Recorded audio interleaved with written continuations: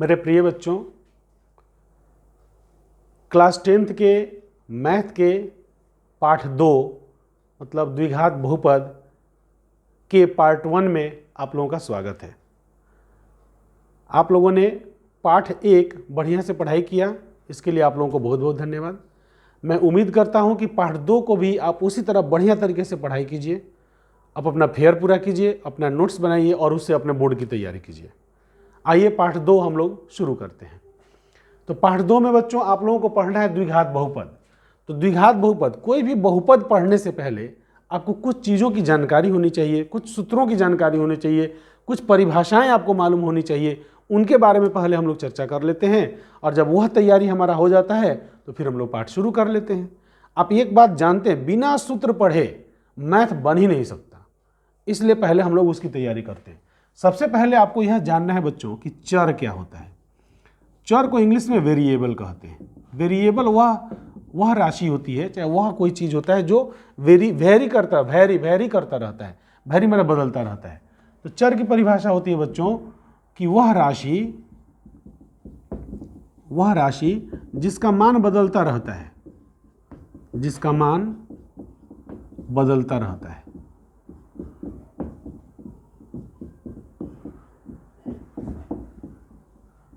वह राशि जिसका मान बदलता रहता है उसे चर कहते हैं।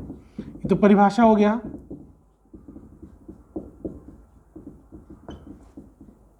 दूसरे शब्दों में हम लोग कहें तो सभी अक्षरों को चर कहा जाता है। सभी अक्षरों को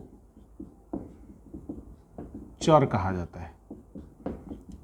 ठीक है बच्चों, ऐसा क्यों होता है? देखिए, आप कोई क्वेश्चन बनाते हैं तो x लिया जाता है, उसमें x का मान 2 होता है। फिर तो आप कोई दूसरा क्वेश्चन बनाए, उसमें x का मान 200 होता है। अब कोई तीसरा क्वेश्चन, उसमें x का मान -2 ही होता है। तो x का मान बार बार बदल रहा है ना बच्चों। तो बीजगणित में इस प्रकार की जो राशि ली जाती है जिसका मान बदलता रहता है उसको हम लोग चर कहते हैं। जैसे हम लोग x ले लेते हैं, कभी y ले लेते हैं, कभी z ले लेते हैं। हिंदी का भी अक्षर आप ले सकते हैं, कभी हम लोग z ले लेते हैं।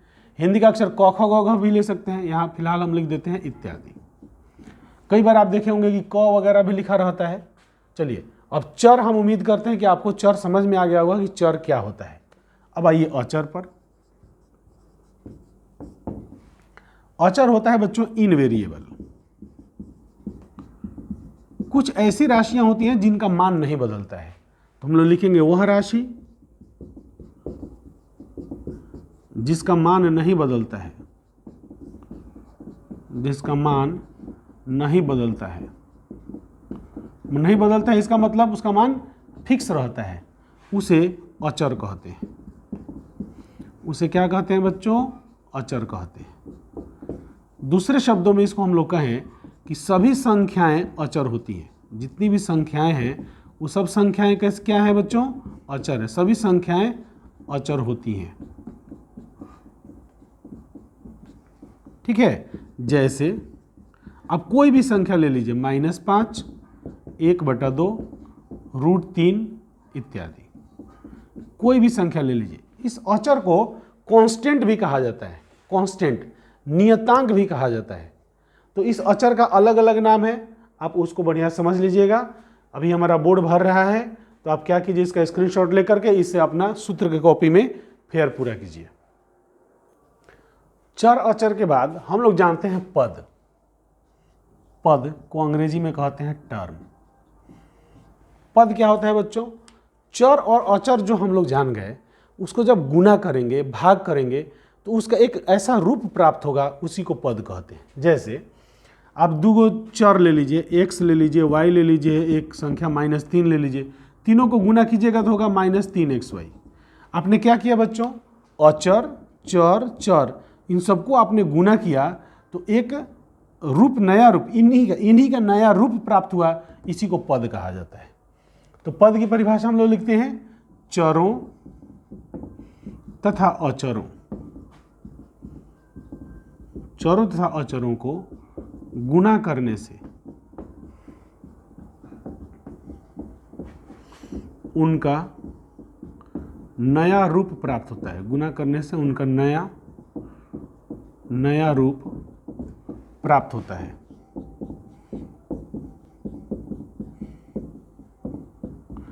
उसी रूप को पद कहते हैं।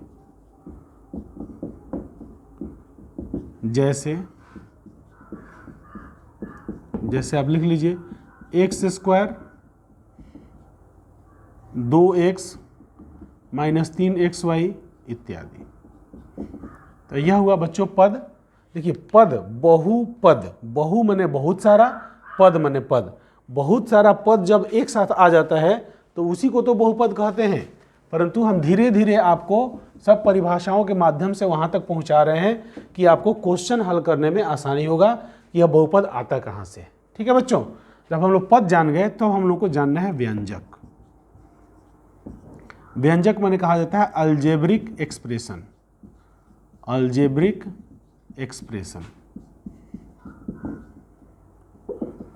एक्सप्रेशन, अब देखिए बहुत सारे पदों को प्लस और माइनस के द्वारा एक साथ मिला दिया जाता है। जैसे 2x² एक पद है, 3x एक पद है, 4 भी एक पद है। तो इसको यदि प्लस माइनस के द्वारा हम लोग मिला दें आपस में तो यह जो बन के तैयार हो जाता है यह होता है व्यंजक। तो व्यंजक क्या होता है बच्चों? 2 या 2 से अधिक पदों को, 2 या 2 से अधिक पदों को, 2 या 2 से अधिक पदों को या केवल पदों को लिखिए। पदों को प्लस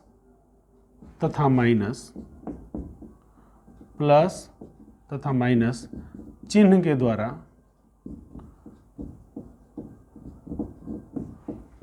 मिलाने से उनका एक नया रूप बन जाता है।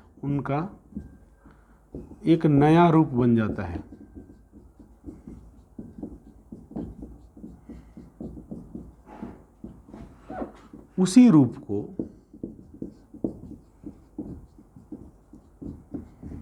व्यंजक कहते हैं। उसी रूप को क्या कहते हैं बच्चों? व्यंजक कहते हैं।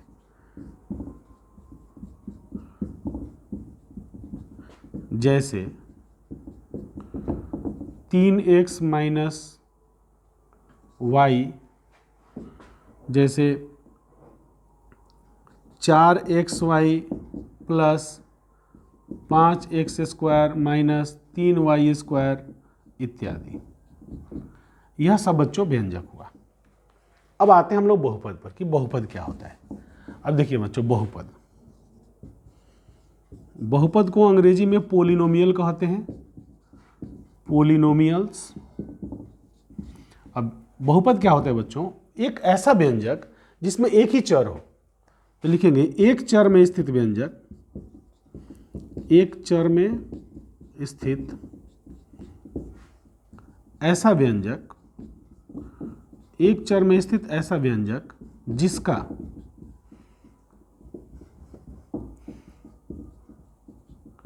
जिसके चरों की घात पूर्ण संख्या हो, चरों की घात पूर्ण संख्या हो तथा गुणांक वास्तविक संख्या हो,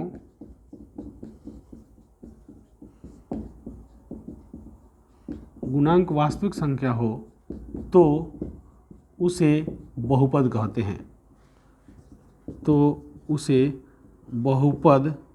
हैं।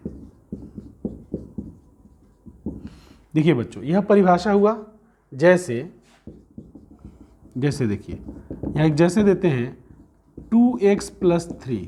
इसमें देखिए x है, x का घात क्या है? पूर्ण संख्या है, और इसका जो गुणांक है, गुणांक 2 होता है, यह वास्तविक संख्या है, तो यह एक बहुपद है। जैसे 5x² माइनस x प्लस 3 इत्यादि। आइए अब बहुपद पर थोड़ा कुछ बात आपको समझाते हैं।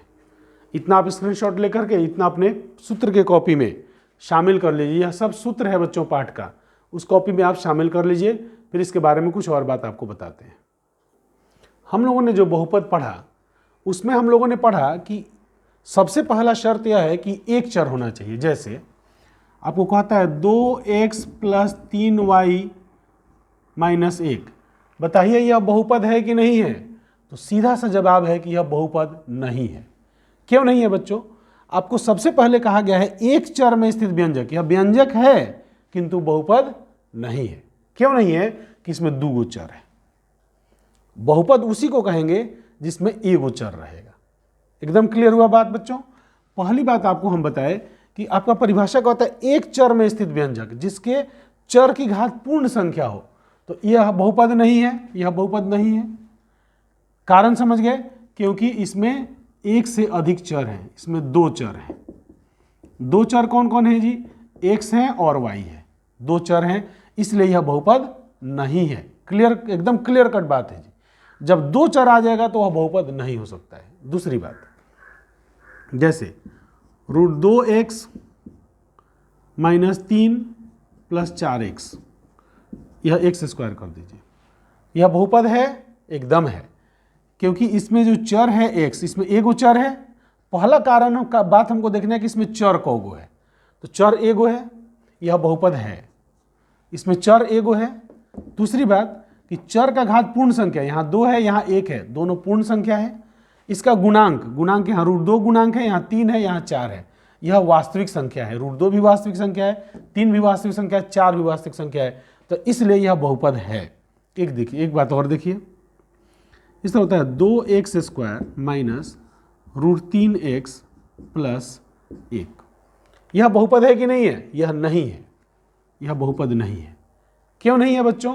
क्योंकि यहाँ पर देखिए, यह तो पूर्ण, यहाँ चर की घात पूर्ण संख्या है, यहाँ 2 भी वास्तविक संख्या है, परंतु यहाँ -√3 जो है वह वास्तविक संख्या है, परंतु इसके साथ जो चर है वह x का घात 1/2 हो जाएगा, क्योंकि रूट का घात, रूट जो इस पर लगा रहता है उसका घात कितना होता है? 1/2 + 1 है। तो यहाँ पर जो है यह शर्त का पालन नहीं कर रहा है बच्चों। कैसे पालन नहीं कर रहा है? कि चर का जो घात है पूर्ण संख्या होना चाहिए, यहाँ चर का घात परिमेय संख्या हो गया है, तो यह शर्त का पालन नहीं कर रहा है, इसलिए यह बहुपद नहीं है, यह कभी भी बहुपद नहीं है। एक दूसरा चीज देखिए, जैसे 2/x - 3x² + 1, बताइए यह बहुपद है कि नहीं है? तो यह भी बहुपद नहीं है। क्यों नहीं है बच्चों? क्योंकि जब x को हम ऊपर करेंगे तो हो जाएगा 2 का पावर x - 1 हो जाएगा, -3x² + 1। यहाँ जो -1 है यह पूर्ण संख्या नहीं है, यह पूर्णांक संख्या होता है, इसलिए यह बहुपद नहीं है।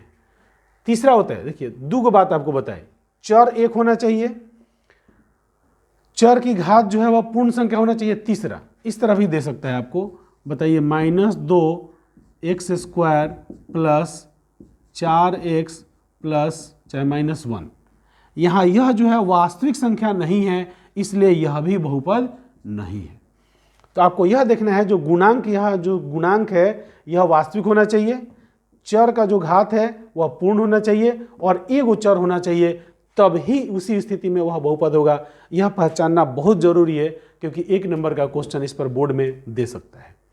ठीक है बच्चों, इस तरह आपको हम बहुपद तक की बात बताए। आप लोग हमारे वीडियोज़ को देख रहे हैं, अपना फेयर पूरा कर रहे हैं, अपने कोचिंग क्लास को पूरा कर रहे हैं, इसके लिए आप लोगों को बहुत बहुत धन्यवाद। हमारे चैनल को सब्सक्राइब कीजिए और हमारे चैनल पर बने रहिए। पार्ट 1 हम यहाँ समाप्त करते हैं। आपको पुनः बहुत बहुत धन्यवाद।